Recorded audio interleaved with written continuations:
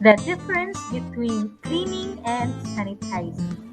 In cleaning, it is the process of removing unwanted substances such as dirt, infectious agent, and impurities from an object or an environment.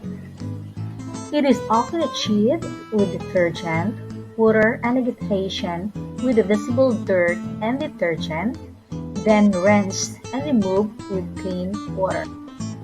Whereas in sanitizing, it is the process of freeing objects from dirt and germs as by cleaning or sterilizing.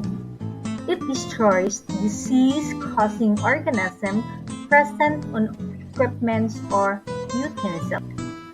Sanitizing is usually done using heat, radiation, or chemicals. Now, I want you to answer the activity 3 of what's more. You mark check if the statement is correct and X if it is wrong. Write your answer